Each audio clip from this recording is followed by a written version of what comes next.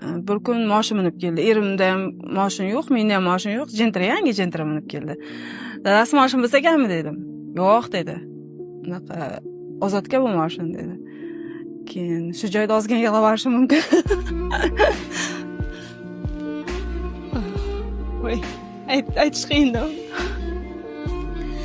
Birinchi ukamga qilib beraman, keyin o'zimizda bo'ladi degan. Ukam eng yaxshisiga loyiq degan. Shunda aytgandim. Ichim qoralik qilmaganman-da. Faqat ichimda duo qilgan. Meni ham bolalarim bir-biriga mehr-oqibat bo'lsin shunaqa deb. Sal qiyinroq shu joyni aytish.